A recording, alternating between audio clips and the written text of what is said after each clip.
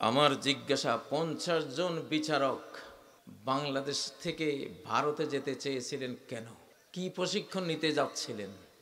জবাব দিতে হবে আজকে, জাতির কাছে জবাব দিতে হবে। 20 জানুয়ারিতে নাকি কি হবে, বিশাল একটা ষড়যন্ত্র চলছে। যদি 20 জানুয়ারি কেন, 20 ফেব্রুয়ারি কেন, 20 মার্চ যদি টের পাই, 5 কোটি লোকের সমাগম ঘটাবো ঢাকায় আমরা ইনশাআল্লাহ। ও ভাইয়েরা, আমি আসতেছি। আমি আজকে যেই স্লোগানটা দেব, আমার আল্লাহ যেটা বাস্তবায়ন করবেন, এই বাংলার মানুষ, সারা পৃথিবীর মানুষ দেখবে ইনশাআল্লাহ। দেব সেই স্লোগান। কারা কারা চান? আমার এই ইসমে আজম পড়া স্লোগান আমার মালিক কবুল না করলে আমার মুখ দিয়ে তিনি বের করতেন না ইনশাআল্লাহ। অবশিষ্ট রয়ের দালাল, দৌড়ে পালা, পেশাব সামাল। 50 বিচারক ভারতে পাঠাইতেছিল কিভাবে আবার রাষ্ট্রশক্তি দিয়ে আমাদেরকে ধ্বংস করা যাবে, সেই বুদ্ধি শেখাবার জন্য। কিভাবে কাজীকে আবার বন্দি করা যাবে, কিভাবে এই বাংলা ভাষী প্রেমিক, বাংলাদেশ প্রেমিক, আল্লাহ প্রেমিকদেরকে আবার নির্যাতন করা যাবে, সেই জন্যই 50 বিচারককে ট্রেনিং দেওয়ার জন্য পাঠানো হতে ছিল। আল্লাহ রুখে দিয়েছেন। আমি প্রথমে সূরা লোকমানের 13 নম্বর আয়াত পড়েছি, ইন্নাশ শিরকা লাযুলমুন আযীম।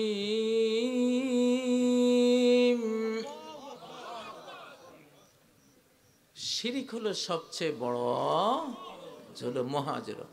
তুমি মুশরিকের কাছে কি ইনসাফ শিখতে যাবা না জুলুম শিখতে যাবা? যে শিরক হলো মহাজুলুম, আকবরুল কাবাইর, সমস্ত মহাপাপের মধ্যে সবচেয়ে বড় মহাপাপ। তুমি সেই মহাপাপীদের কাছে, সেই জালিমদের কাছে তুমি বিচারক কি শিখতে যেতেছিলে? জালিমের কাছে ইনসাফ শেখা যায়? আল্লাহর কোরআন বলছে শিরিক ওয়ালারা মহা জালিম। যে শিরিক করে তার আগা গোড়া জুলুম। সে সৃষ্টিকর্তার অধিকারের উপরে জুলুম করে, সে সৃষ্টিকে তো তার জুলুমে নাস্তানাবুদ করবেই। তার তো নেশা পেশাই তো এটা, ঠিক নয় কি? পড়েন, ইন্নাশ শিরকা লাযুলমুন আযীম। কোন বাংলার বিচারক, বাংলাদেশের বিচারক ভারত যেতে হবে না, না, না, কখনো না। মান্দার গাছ থেকে কি আপেল পাওয়া যায়? মান্দার গাছে গেলে কি পাওয়া যায়? কাঁটা গাছ থেকে কোনোদিন ফুল, ফল পাওয়া যায়? হ্যাঁ, মান্দার কাঁটা গাছ, মান্দার কাঁটা, এটার মধ্যে যদি কেউ যাইয়া বলে যে আমি এখান থেকে একটা আপেল ফেড়ে আনবো মান্দার গাছ থেকে, কারা কারা বিশ্বাস করবেন? হ্যাঁ, আলকাতরার কাছে আমি একটু সাদা জামা কেমনে সাদা করা যায় এইটা শিখবো আলকাতরার ড্রামের কাছে। আর সে আলকাতরার ড্রামের আলকাতরা ঢেলে দিয়ে আমি আমার সাদা জামাকে ফকফকা সাদা করে দেব। কে কে বিশ্বাস করেন? হাত তোলেন। হ্যাঁ, ও ভাইয়েরা, নবীর উপরে জুলুম করেছিল কারা? তাব্বাত ইয়াদা আবি লাহাবিন ওয়া তাব। কার ব্যাপারে নাজিল হয়েছে? আবু লাহাব। শিরিককারী, কি কারি? মূর্তি পূজারী, লাত মানাত উজ্জা পূজারী, ঠিক না? তার কাছে কোনো ইনসাফ শিকার কিছু আছে? আছে? আবু জাহাল তাদের হেড অফ দ্য ডিপার্টমেন্ট, এক এতিমের মাল জোর করে নিয়ে অস্বীকার করতেছিল। এতিম যখন নবীজির কাছে অভিযোগ দিল, নবীজি তার কাছে মাল চাইতে গেলেন, আবু জাহাল তাকে মারতে পরিকল্পনা করলো। আর আল্লাহ বললেন, যদি সেদিন আবু জাহাল নবীর উপরে হাত বাড়াতো, আল্লাহর ফেরেশতারা তার এক একটা অঙ্গ প্রত্যঙ্গ ছিন্ন ভিন্ন করে দিত। ও ভাইয়েরা, সূরা আনআমের 82 নম্বর আয়াতে আল্লাহ বলেন, আল্লাযীনা আমানু ওয়া লাম ইয়ালবিসু ঈমানাহুম বিযুলমিন উলাইক, যারা ঈমান এনেছে, ঈমানের সাথে কোনো শিরিক একসাথ করেনি, উলাইকা লাহুমুল আমন, এদের জন্যই রয়েছে নিরাপত্তা। ওয়া হুম মুহতাদুন, এবং তারাই হেদায়েত প্রাপ্ত। তারা কি প্রাপ্ত? হেদায়েত প্রাপ্ত। তারা হেদায়েত প্রাপ্ত। প্রিয় ভাইয়েরা, আমাদের বাংলাদেশে বর্তমানে কি রাজনীতি চলা উচিত? আমি একটু বলে দেই আপনাদেরকে। এই দেশে জিয়ার রাজনীতি চলবে। এক নম্বর, জিয়ার রাজনীতি চলবে। আর জিয়া যে ইসলামী রাজনীতিকে এই দেশে এনেছিলেন ৭৫-এর পরে, সেই ইসলামী রাজনীতি চলবে। আমি জিয়ার রাজনীতি বলছি। কার রাজনীতি? জিয়ার রাজনীতি ছিল নারায়ে তাকবীর, আল্লাহু আকবার, জয় বাংলাকে বিদায় করে দিয়ে কি নিয়ে আসা? নারায়ে তাকবীর, আল্লাহু আকবার। ঠিক নয় কি? আমরা সাক্ষী, আমরা ৭ই নভেম্বর প্রত্যক্ষ করেছি। জিয়াই ৭৫-এর পরে ৭১ থেকে ৭৫ আল্লাহু আকবার ধ্বনি বন্ধ ছিল, জয় বাংলা ছিল। জিয়াউর রহমান একজন মুসলিম ছিলেন।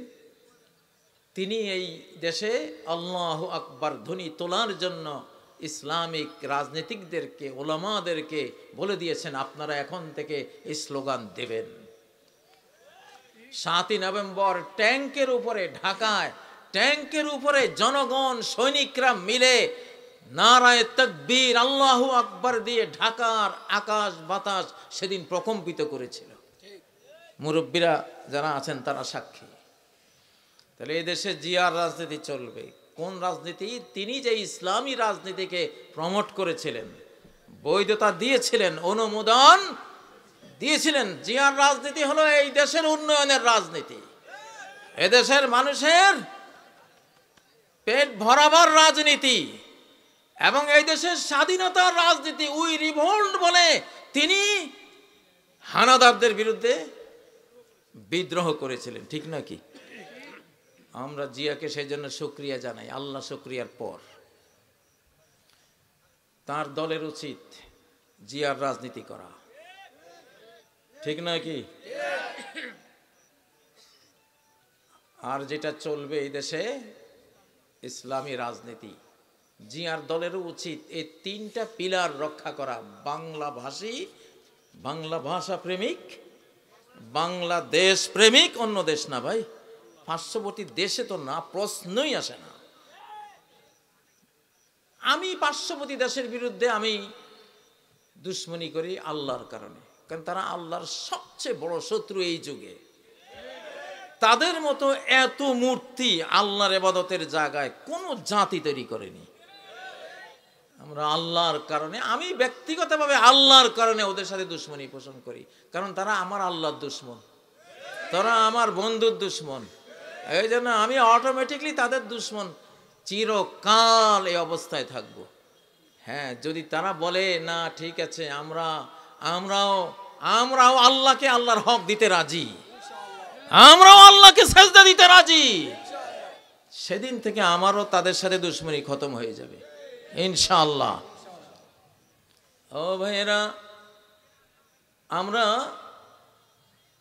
ইউনাইটেড বাংলাদেশ চাই। কি চাই?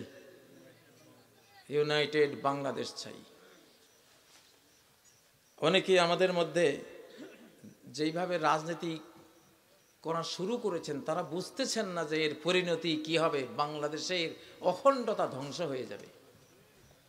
বাংলাদেশকে ঐক্যবদ্ধ রাখতে হলে, আমাদের মা বোনদের ইজ্জত রক্ষা করতে হলে, আমাদের মসজিদ মাদ্রাসা রক্ষা করতে হলে, আমাদের জীবন রক্ষা করতে হলে এখন ওই তিনটা থিম, তিনটা পিলার, তিনটা স্লোগান দিয়ে রাজনীতি বহাল রাখতে হবে। ঠিক না বে ঠিক? প্রিয় ভাইয়েরা,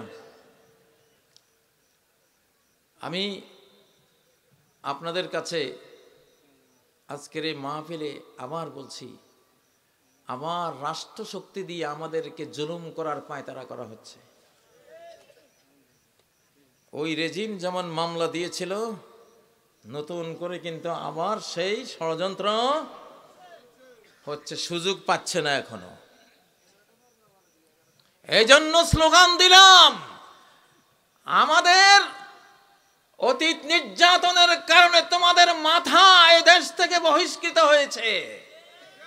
আবার যদি রাষ্ট্রশক্তি দিয়ে জুলুম শুরু করো, এবার তোমাদের বডি বাংলাদেশ থেকে নিক্ষিপ্ত হবে দিক দিগন্তে। ঠিক নয় কি? কেউ থাকতে পারবে না ইনশাআল্লাহ। কোন রয়ের দালাল, অবশিষ্ট কোন ফ্যাসিবাদী, অবশিষ্ট কোন বাংলাদেশ বিদ্বেষী এবং ভারত প্রেমিক এই বাংলাদেশে আমরা আমাদের আল্লাহ থাকতে দেবেন না, আমরা জানি ইনশাআল্লাহ। সেই বলেই কথাটা বললাম। আজকে স্লোগানটা লিখে রাখবেন। কি স্লোগানটা দিয়েছিলাম? অবশিষ্ট রয়ের দালাল, দৌড়ে পালা, পেশাব সামাল। ওই খেপেছে বাংলা মায়ের দামাল ছেলে, ক্রুদ্ধ টাল মাটাল, উত্তাল উন্মাতাল। কি? ওই খেপেছে বাংলা মায়ের দামাল ছেলে। কি তারপরে? কি? ক্রুদ্ধ টাল মাটাল, উত্তাল উন্মাতাল। আমরা এখন যুদ্ধের মোড়ে পাগল হয়ে যাব। আমরা পাগল মানে ওই ম্যাড হাউজের পাগল না, বুদ্ধিমান পাগল। কি পাগল? বুদ্ধিমান পাগল হব, জীবনটা হাতে নিয়ে নেব ইনশাআল্লাহ। আমাদেরকে নিয়ে নতুন করে কোনো ষড়যন্ত্র করিস না, যদি বাংলার জমিনে কেউ থাকতে চাস।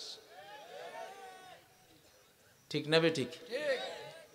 প্রিয় ভাইয়েরা, আপনাদের কাছে কি বলবো? আপনারা সারাদিন আজকে ওয়াজ শুনেছেন, সারাদিন ওয়াজ শুনেছেন। আমি জানি সারাদিন ওয়াজ শুনতে শুনতে শ্রোতাদের ব্রেইনটা কি হয়ে যায়, স্পেস হারায়, এঙ্গেজ হয়ে যায়। তো সেজন্য আমি লম্বা ওয়াজ করব না আজকে। আমি লম্বা ওয়াজ করবো। আমি মাহফিলে আসতাম না, শুধু চিন্তা করলাম যে এটা তো আমার এলাকা। কালকে অনেক দূরে একটা মাহফিল ছিল, যাইনি, সঙ্গত কারণে যাইনি। কারণ আমরা অতীতে মাহফিলে ঘুরেছি, আর নাস্তিক কুবুদ্ধিজীবীরা আমাদের ক্ষমতার প্রাণ কেন্দ্রগুলো দখল করে আমাদেরকে দেশ ছাড়া করেছে। ঠিক নয় কি? এই জন্য যেসব ওলামাদের সামর্থ্য আছে, জ্ঞান আছে, তারা ঢাকায় থাকবেন। আর আপনারা জনগণ তাদেরকে মাহফিলে টানবেন না। এবার তাদেরকে বলেন আপনারা ঢাকায় অবস্থান নেন। 20শে জানুয়ারিতে নাকি কি হবে, বিশাল একটা ষড়যন্ত্র চলছে। যদি 20শে জানুয়ারি কেন, 20শে ফেব্রুয়ারি কেন, 20শে মার্চ যদি টের পাই, 5 কোটি লোকের সমাগম ঘটাবো ঢাকায় আমরা ইনশাআল্লাহ। আপনারা একটা জিনিস খেয়াল রাখবেন, এখন বাংলাদেশে রং বদলানো হচ্ছে। অতীতেও জুলুম করেছে, ফ্যাসিবাদের বন্ধু ছিল, ফ্যাসিবাদের পদবীধারী ছিল, ফ্যাসিবাদের সাথে হাতে হাত মিলিয়ে হাজার কোটি টাকা বানিয়েছে। এখন আবার শরম বদলে, রং বদলে এখন বিপ্লবী সাজতেছে। ঠিক নয় কি? বিপ্লবী সেজে আমাদেরকেই বলতে চাচ্ছে যে তোমরা কি না, তোমরা বাংলাদেশের বন্ধু না, আমরাই বন্ধু। কত বড় হাইজাকার! আমাদের গোটা বিপ্লবকে হাইজ্যাক করার কাজ অর্ধেক করে ফেলেছে, বাকি অর্ধেক হাইজ্যাক করার চেষ্টা চলছে। ঠিক নয় কি প্রিয় ভাইয়েরা? কি বলবো, ইমাম, খতিব, মুয়াজ্জিন, ধর্মপ্রাণ সকল দিনদার মুসলিম ভাই বোনেরা, 10 নাম্বার মহাবিপদ সিগন্যাল দিয়ে গেলাম। আগামী দিনগুলোতে এই 10 নম্বর মহাবিপদ সিগন্যাল চলতে থাকবে, চলতে থাকবে। আমার মুখ দিয়ে আমি আর একদিন বলবো যে হ্যাঁ সিগন্যাল এখন নামাও। ও ভাইয়েরা, কথাগুলি মনে রাখবেন। আপনারা মনে করেন না যে আপনারা বিপদ মুক্ত হয়ে গেছেন। ঢাকায় থাকি, আমরা টের পাই, ঘুমের মধ্যেও টের পাই, জাগরণের মধ্যেও টের পাই। গ্রামে আপনারা অতটা বুঝবেন না, এই জন্য বুঝগুলো দিয়ে গেলাম। আমরা আছি আমাদের ইউনূস সরকারের সাথে, আমরা ডক্টর ইউনূসকে বিশ্বাস করি, আমরা জেনারেল ওয়াকারকেও বিশ্বাস করি, আমরা দেশপ্রেমিক সেনাবাহিনীকে বিশ্বাস করি। কিছু কিছু মির্জাফর থাকতে পারে, তাদেরকে সাবধান বানিয়ে দেই। এটা 2025, বিশ্বে এখন নতুন রাজনীতি শুরু হবে, বিশ্বে নতুন পৃথিবী গড়ার বিপ্লব শুরু হয়েছে, বিশ্বে ইসলামিক ওয়ার্ল্ড গড়ার আসমানি প্রস্তুতি শুরু হয়ে গেছে। এখন আল্লাহ তাআলা ডাইরেক্ট অ্যাকশনে আছেন, আল্লাহর ফেরেশতারা অলরেডি ডাইরেক্ট অ্যাকশনে আছেন। এখন কেউ অতীতের কোন বেঈমানি, গাদ্দারি, মির্জাফরি যদি আবার করো, তাহলে আমও যাবে, ছালাও যাবে ইনশাআল্লাহ। আমি সাইক্লোনের সময়ে জাহাজ চালাইতে ভালোবাসি। আমি নিস্তরঙ্গ, তরঙ্গহীন নদীতে আমি জাহাজ ভাসাই না। খুব নিরীহ চলি, খুব নিরীহ, আপনাদের মতোই। কিন্তু যদি কেউ আক্রমণ করেছে, তাহলে তাহলে কিসের আলেকজান্ডার দ্য গ্রেট, কিসের মানসিংহ, ঈসা খান, চেঙ্গিস খান সব ফেল করে দেব ইনশাআল্লাহ। জিন জাতিরা জানে কাজীর মায়ের অ্যাকশনটা কেমন। আমার মনে হয় সারা পৃথিবীর জিন জাতিদের যে কোনো মহাদেশে গিয়ে জিজ্ঞাসা করলে আমাকে চিনবে। বললাম, সত্যি কথা বলছি। আমি তো দাজ্জালের ওয়াজ করি। দাজ্জালের মা বাবার একজন জিন, মা বাবার একজন জিন, একজন মানুষ। আমি যখন কাতারে ছিলাম, আমি প্রত্যক্ষ আক্রমণের শিকার হয়েছিলাম কাতারে, ডাইরেক্ট। ওটা দাজ্জালে আক্রমণটা করেছিল, কারণ আরব সাগরের কোনো এক দ্বীপে দাজ্জাল আছে, আর কাতার হলো দ্বীপ রাষ্ট্র। সেখানে আমি একটা এলাকা পেয়েছিলাম কাতারে, গাররাফা এলাকা। তো গাররাফা এলাকায় জিনেরা বলল যে ওরা হাজার হাজার বছর ব্যাপী এখানে বন্দী আছে। তাদের ওই বক্তব্যের পরে আমি চিন্তা করলাম যে এরা কেন বন্দী, কে বন্দী করলো।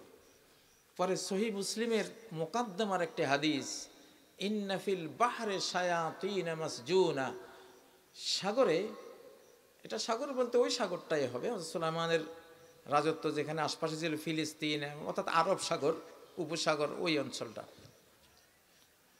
এখানে বন্দি অনেক জিন আছে, জিন শয়তান।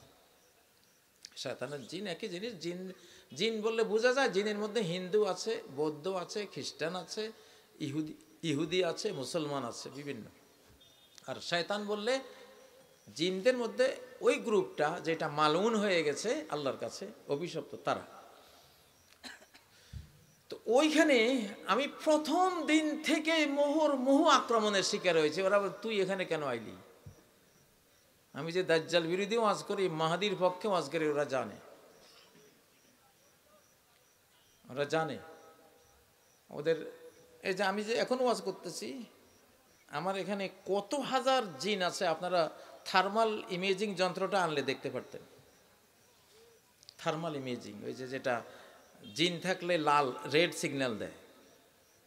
মাঝে মধ্যে কোনো কোনো টিভি গভীর রাত্রে গহীন জঙ্গলে গিয়া দেখেন না, হ্যাঁ, ওই থার্মাল ইমেজিং যন্ত্রটা আনলে আপনারা দেখতেন।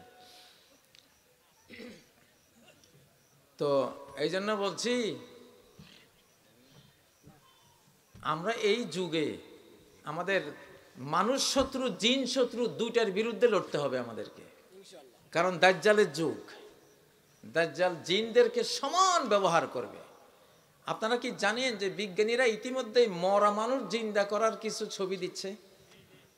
এই যে দেখেন, এইটা হলো হাদিসে এসেছে যে দাজ্জালের সময় সে মরা মানুষের ছবি ধরে জিনকে আনার কথা বলে। জিনকে বলবে যে তুমি অমুকের মায়ের ছবি ধরে আসো, ওর বাবার ছবি ধরে আসো, ওর দাদার ছবি ধরে আসো, ওর ভাইয়ের ছবি ধরে আসো। দাজ্জাল এসে ব্যক্তিকে বলবে যে যদি তোমার মা বাবা ভাই বোন দাদা দাদি নানা নানি সবাইকে জিন্দা করে দেই, তুমি আমার উপর ঈমান আনবা? সে বলবে হ্যাঁ। তখন সে জিনদেরকে বলবে যে জিনটা তো এক একজন 1000-1500 বছর হায়াত পায়, যে ওর মা বাবা দাদা দাদি সবের ছবি ধরে আসো। তো জিনেরা আসবে বাস্তব মানুষ, ওদের বাবা হয়ে মা হয়ে দাদা হয়ে। আর এই ব্যক্তি বলবে ঠিকই তো কথা বলেছেন। তখন সে ঈমান আনবে দাজ্জালের উপর। এটা কিন্তু সেই যুগ। অলরেডি বিজ্ঞানীরা দেখাচ্ছে যে আমরা মরা মানুষ জিন্দা করতে পারি। মরা মানুষ জিন্দা করার ক্ষমতা কার? হুয়া ইউহয়ী ওয়া ইউমীত, একমাত্র আল্লাহই জীবন দেন আর মৃত্যু দেন। মৃতকে জীবিত করা কার কাজ?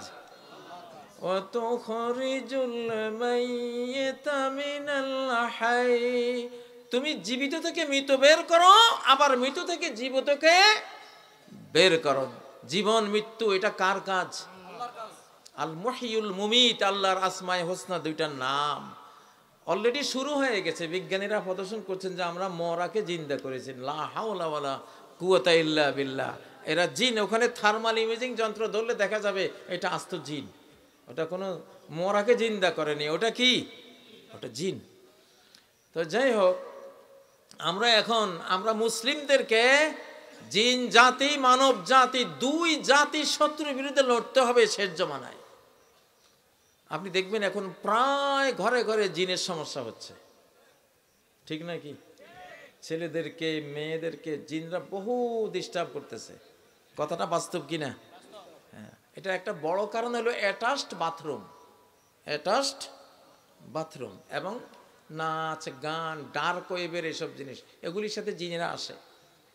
আমি যখন জেলখানায়, একটা জিন আমাকে বলল যে আমি আপনাকে টার্গেট করেছি কোত্থেকে জানেন? আমি বললাম কোত্থেকে? কয় যে নয়া দিগন্তের সরল পথ অনুষ্ঠান থেকে আপনাকে টার্গেট করেছি আমি। এই জিনটা থাকে আগরতলা। তো ও বলতেছে যে আপনি যখন সরল পথে প্রশ্ন উত্তর করতেন তো ওনারা মাঝখানে বিরতি দিত, বিরতি দিয়া গানের অনুষ্ঠান বিভিন্ন ধরনের, এগুলি ওই যে পয়সার জন্য আর কি অ্যাড দিত না। অ্যাডের মধ্যে যে ছবিগুলি ওগুলি তো আমাদেরই শিল্প। আমি ওগুলি দেখার জন্য যেতাম, আর ওই প্রসঙ্গে আপনি যখন বক্তব্য শুরু করতেন আপনাকেও দেখতাম। আমি সেখান থেকে টার্গেট করেছি। আমি সে আগরতলা থেকে জেলখানায় এসে আমাকে আক্রমণ করেছে, আর আমিও এমন শায়েস্তা করেছি আলহামদুলিল্লাহ। শায়েস্তা করা আমার বুকে হলো 30 পারা কোরআন। তুই কি করবি? কোরআনের প্যাট্রিয়ট ক্ষেপণাস্ত্রের আঘাতে জর্জরিত করে দিয়েছি হাজার হাজার, কোনো শয়ে না। যা গল্পটা করলাম কেন? শত্রুতা যারাই করুক ইনশাআল্লাহ মালিক আমাদের সাথে, আল্লাহ আমাদের সাথে। বাংলাদেশে আবার লেজ লাড়া শুরু হয়ে গেছে অলরেডি, কথা বুঝছেন? আমি সব কথা তো বলতে পারি না। যদি শুনেন কোন আলেমের বিরুদ্ধে আবার মামলা হয়েছে, সেদিন ইসরাফিলের ফুৎকারের আগে কিয়ামতের আরেকটা ফুৎকার বাংলাদেশের জমিনে হবে ইনশাআল্লাহ। 3 পিলার্স অফ পলিটিক্স, বাংলাদেশের বর্তমান রাজনীতির এই 3টি পিলার: বাংলা ভাষা প্রেম, বাংলাদেশ প্রেম সর্বাধিক সবচেয়ে কঠিন আল্লাহ প্রেম। রাজি আছেন? এটা আমার ওয়াজও, এটা আমার কর্মসূচিও। আমি জানি এই 3 গুণ এবার যার মধ্যে থাকবে, আগামী রাজনীতি বাংলাদেশের তার হাতে আল্লাহ তুলে দেবেন। 3 যোগ্যতা যার কাছে পাওয়া যাবে, আগামী বাংলাদেশ আল্লাহ তাকে তুলে দেবেন ইনশাআল্লাহ। প্রয়োজনে লিখে রাখবেন।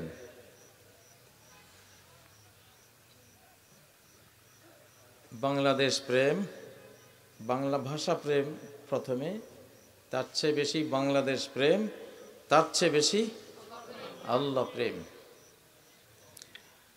বাংলাদেশে বসে ভারত প্রেম, পশ্চিমা প্রেম এগুলি যারা দেখাবেন, পোলটা বেঁধে যার যার ঠিকানায় পাঠিয়ে দেব ইনশাআল্লাহ। বন্ধুকে সাথে রেখে বলছি, আল্লাহকে সাথে রেখে বলছি, শক্তি আমার না, শক্তি তার। শক্তি কার? আল্লাহর। আমি এখন খুব একটা ওয়াজ করি না, আমি যা বলি কর্মসূচি, কোরআন থেকে, হাদিস থেকে। জেলখানায় যখন রাজনীতিহীন থাকা সত্ত্বেও সারা জীবন রাজনীতিহীন ছিলাম, কিন্তু আমি লা ইলাহা ইল্লাল্লাহ মুহাম্মাদুর রাসূলুল্লাহ এই কালেমার রাজনীতি করতাম, কালেমার দাওয়াত দিতাম। বাংলাদেশের গদি নিয়ে কখনো টানাহেচড়া করি নাই, শুধু বাংলাদেশের স্বাধীনতা চেয়েছিলাম। স্বাধীন, সমৃদ্ধ, নিরাপদ বাংলাদেশ চাই। 2021 সালের সেপ্টেম্বর মাস, 24 সেপ্টেম্বর খুতবা দিয়েছিলাম। নামাজ থেকে বের হয়ে মোবাইল কল পেলাম যে আপনার মামলা আছে। বুঝলাম যে শুরু হলো, আলহামদুলিল্লাহ। আমি খেয়েছি স্বাধীনতার মামলা। এই স্বাধীন বাংলাদেশের 2024-এর যে স্বাধীন বাংলাদেশ, এর প্রথম স্বাধীনতার রাজবন্দী কাজী ইব্রাহিম। আমি জানি আমি স্বাধীনতার খুতবা দিয়েই বন্দী হয়েছি, অন্যগুলি মিথ্যাচার। তখন আমি 3টা স্লোগান দিয়েছিলাম বন্দির রাতে, সেই 3টাই মোটামুটি বাস্তবায়ন আল্লাহ করেছেন। আমি সেজদাবনত ছিলাম, সেজদা থেকে উঠে মোবাইল হাতে নিয়ে চিৎকার দিয়েছিলাম। আমার বন্ধু আমাকে শিখিয়েছিল, তুই এই এই এই বল। আজকে আবার একটা স্লোগান দেব, কারণ দেশের পরিস্থিতি অত্যন্ত খারাপ, কল্পনার বাইরেও খারাপ। আগামী দিনগুলি আরো কল্পনাতীত খারাপ আসতেছে। আক্রমণ হানার নেপথ্যে, পর্দার অন্তরালে সব আয়োজন শেষ, শুধু সময় গুনছে ওরা। বাংলাদেশের শত্রুরা, বাংলা ভাষার শত্রুরা, আল্লাহর শত্রুরা। এই জন্য আজকে আবারও স্লোগান দেব। এই স্লোগান আমার আল্লাহ এই বাংলার জমিনে বাস্তবায়ন করবেন। আমি যদি নাও দেখতে পারি, আপনারা দেখবেন ইনশাআল্লাহ।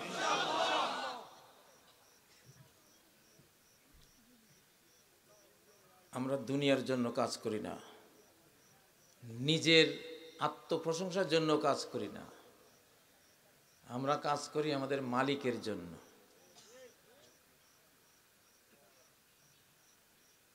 আমি আগেও বলেছি অনেক মাহফিলে যে আমি আল্লাহর জন্য উৎসর্গিত একটা শিশু ছিলাম। আমার মা বাবা আমাকে আল্লাহর জন্য উৎসর্গ করেছেন। যে কোনো এক কারণে, সেই কারণটা আমি বলবো না, সেটা অনেক বড় কারণ, যেটা আমার অস্তিত্বে আছে। এই জন্য আমাকে কেউ বন্দি করতে পারবে, কিন্তু সে আর ওই দেশে থাকতে পারবে না, থাকতে পারবে না, না, না, ইনশাআল্লাহ। আমাকে নির্যাতন করতে পারবে, নির্যাতন করার পর টিকতে পারবে না কখনো। আমি আমার কথাই বলছি, কিন্তু শব্দটা হবে আমাদের, আমরা যারা আল্লাহর কাজ করি। আমাদেরকে বন্দী করা যায় কিন্তু টিকা যায় না, আমাদেরকে নির্যাতন করা যায় কিন্তু শেষ রক্ষা হয় না। তো সেদিন আমি সারা বাংলাদেশের মজলুমদের পক্ষ থেকে 3টা স্লোগান দিয়েছিলাম। 1 নম্বর, স্বাধীন বাংলাদেশ জিন্দাবাদ। পেয়েছেন? সেই স্লোগানটা কাজীর মুখে আপনাদের পক্ষ থেকে দিয়েছিলাম আমি সেদিন, সারা বাংলার মজলুমদের পক্ষ থেকে দিয়েছিলাম, নিজের পক্ষ থেকে না, সারা বাংলার মজলুম আলেমদের পক্ষ থেকে দিয়েছিলাম, মজলুম দেলাওয়ার হোসেন সাঈদীর পক্ষ থেকে দিয়েছিলাম, মজলুম মতিউর রহমান নিজামীর পক্ষ থেকে দিয়েছিলাম, মজলুম আব্দুল কাদের মোল্লার পক্ষ থেকে দিয়েছিলাম, মজলুম ইলিয়াস আলীর পক্ষ থেকে দিয়েছিলাম, মজলুম গুম হয়ে যাওয়া আয়নাগরের সে নির্যাতিত বন্ধুদের পক্ষ থেকে দিয়েছিলাম। আল্লাহ কবুল করেছেন তো? আমি বলবো দুটোটা, ডাইরেক্ট অ্যাকশন, আল্লাহর অ্যাকশন। দাও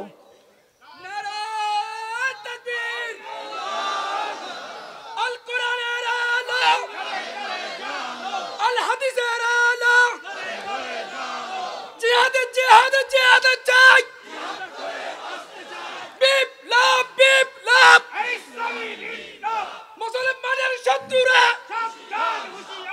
ইসলামের দুশমনেরা,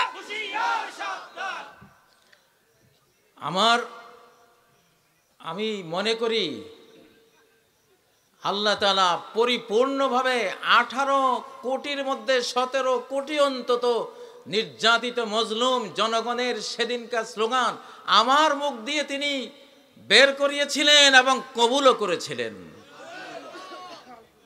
আচ্ছা, 3 নম্বর স্লোগান ছিল হিন্দুস্তানির রাজাকার, ধর ধর মার মার। কবুল হয়েছে কিনা? কবুল হয়েছে? ধরা খেয়েছে? কার ধরা? আল্লাহর ধরা। এটা আল্লাহর ধরা। 5ই আগস্ট কোনো মানুষের কল্পনায় আসেনি, আমাদের কিশোর তরুণদেরও কল্পনায় আসেনি, ওই ফ্যাসিবাদের কল্পনায়ও আসেনি। ফ্যাসিবাদের ব্যাকআপে যেই শক্তি প্রতিবেশীর তাদেরও কল্পনায় আসেনি। কোন কল্পনা যেই আক্রমণকে ধরতে পারে না সেটাই আল্লাহর পরিকল্পনা। وَأَتَاهُمُ الْعَذَابُ مِنْ حَيْثُ لَمْ يَحْتَسِبُوا,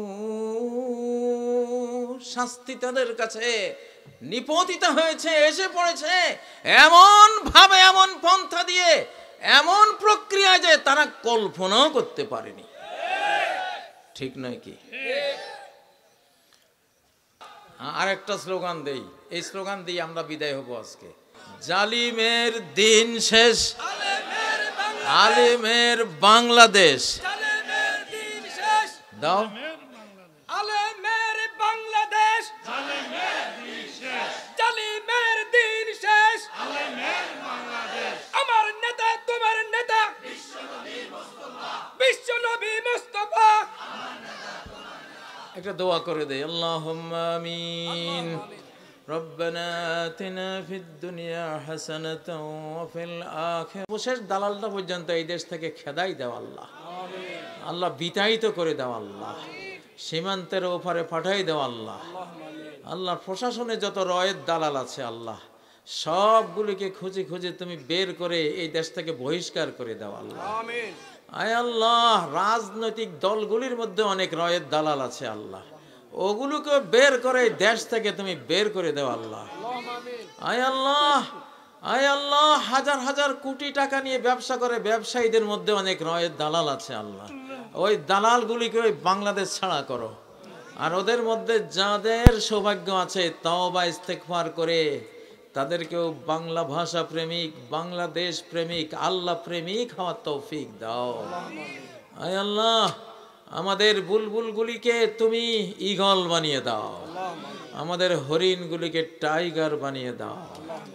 আয় আল্লাহ, আমাদের দুর্বলগুলিকে তুমি মহাবীর বানিয়ে দাও। আল্লাহ, বাংলাদেশ নিয়ে এখন আবার বহু বহু চক্রান্ত ষড়যন্ত্রে দুর্গন্ধ পাচ্ছি। আল্লাহ, সকল ষড়যন্ত্র তোমার জানা, তোমার কাছে ধরা আছে। আল্লাহ আল্লাহ ফালিল্লাহিল মাকরু জামিআ, সকল চক্রান্তের শেষ ফল আল্লাহই পাবেন। আল্লাহ, দুশ্মন যেটা করতে চাইবে, তুমি যদি সেটা না চাও, কিছুতেই সেটা তারা করতে পারবে না। আল্লাহ আল্লাহ, এই তোমার শাহজালালের বাংলাদেশকে তুমি রক্ষা করো, শাহপরানদের বাংলাদেশকে তুমি রক্ষা করো। আয় আল্লাহ, যারা এই দেশ রক্ষার জন্য ছাত্ররা যারা শহীদ হয়েছে, শহীদদের এই বাংলাদেশ তুমি রক্ষা করো।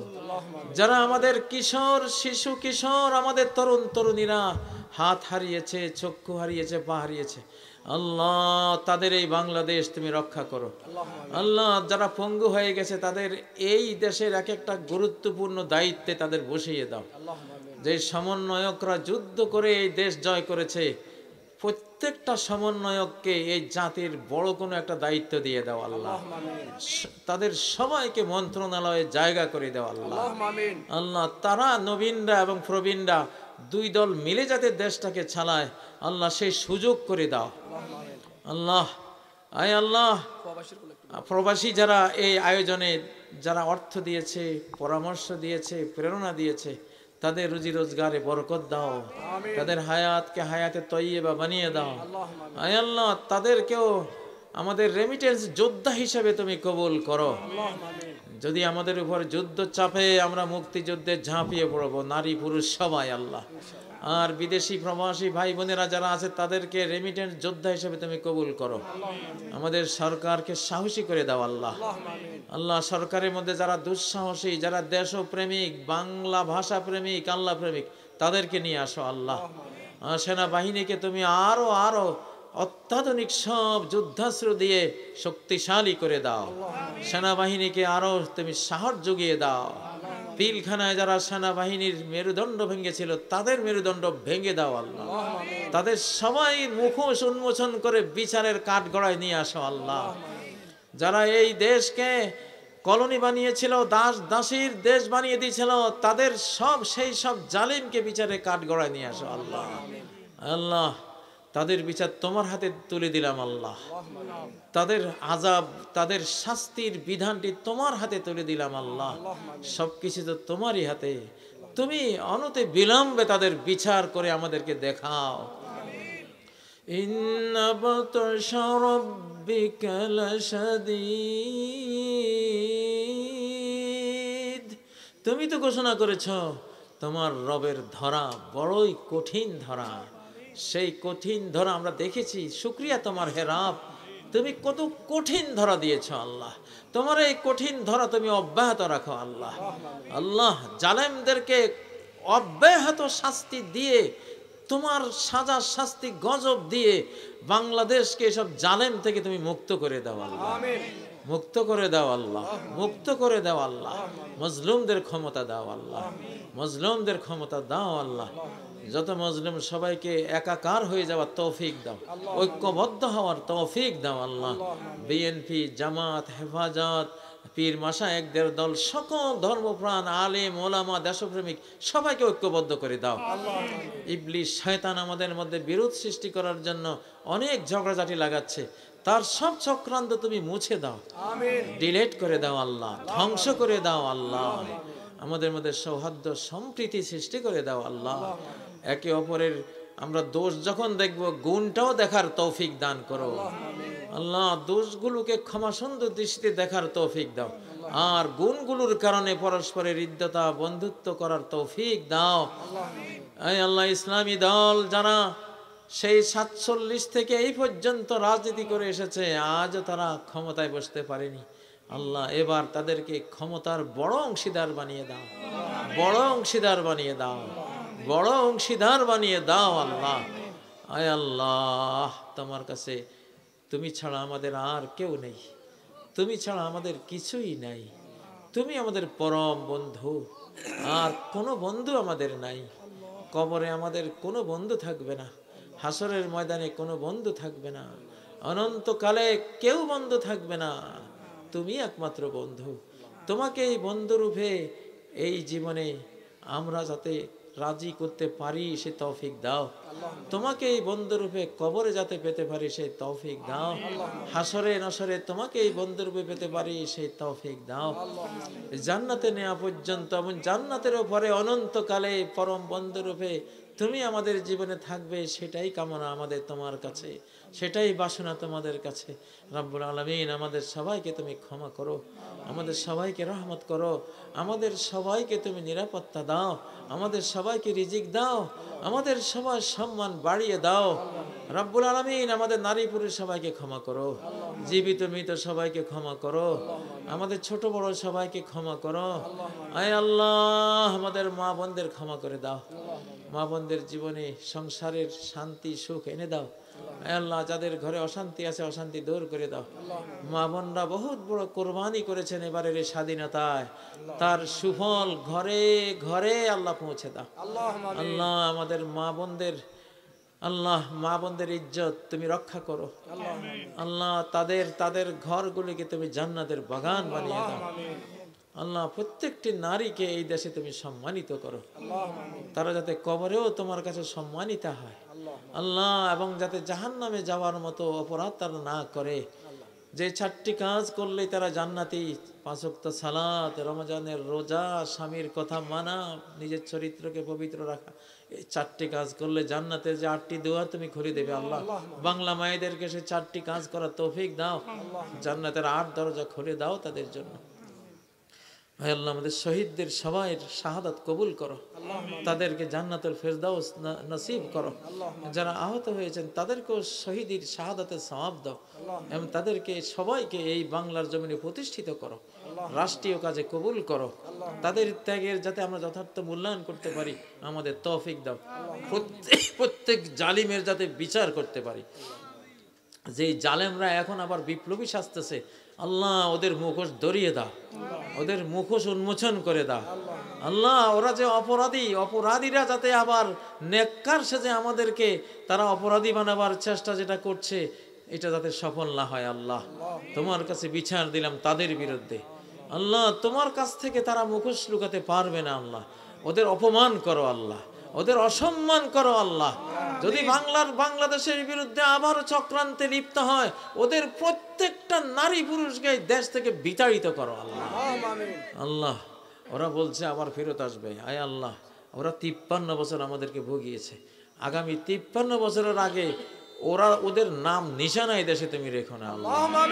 আল্লাহ, আগামী 53 বছর ওদের কোনো পাওয়ার শক্তি দেশে তুমি দিও না আল্লাহ। আল্লাহ, তুমি আমাদের দোয়া কবুল করো। তাদের মধ্যে যারা তওবা ইস্তেগফার করে দেশপ্রেমিক হবে, বাংলা ভাষা প্রেমিক হবে, বাংলাদেশের মূল যারা স্বাধীনতাকামী, স্বাধীনতা রক্ষাকারী, যারা ইসলামিক, তারা যদি এদের কাতারে আসতে পারে তখন আমরা দেখব 5-7 বছর পরে তাদেরকে নেওয়া যায় কিনা আল্লাহ। আল্লাহ আল্লাহ, তুমি আমাদের সবাইকে মাফ করে দাও আল্লাহ। আমরা তোমার মনে কত কষ্ট দেই আল্লাহ, কত অবিচার করি, অন্যায় করি আল্লাহ, আমাদের সব তুমি ক্ষমা করে দাও আল্লাহ। আয় আল্লাহ, আয় আল্লাহ, বাংলাদেশের মানুষকে খাদ্যের নিরাপত্তা দাও, জানের নিরাপত্তা দাও, মালের নিরাপত্তা দাও আল্লাহ, ইজ্জতের নিরাপত্তা দাও, বউ বেটির নিরাপত্তা দাও, ধর্মের নিরাপত্তা দাও, স্বাধীনতা সার্বভৌমত্বের অখণ্ডতার নিরাপত্তা দাও, কবরের নিরাপত্তা দাও, হাসরের নিরাপত্তা দাও, জাহান্নাম থেকে নিরাপত্তা দাও, জান্নাতুল ফেরদাউসের শান্তি প্রশান্তি দাও তুমি। সুবহান রাব্বিকা রব্বিল ইজ্জাতি আম্মা ইয়াসিফুন ওয়া সালামুন আলাল মুরসালিন ওয়ালহামদুলিল্লাহি রাব্বিল আলামিন।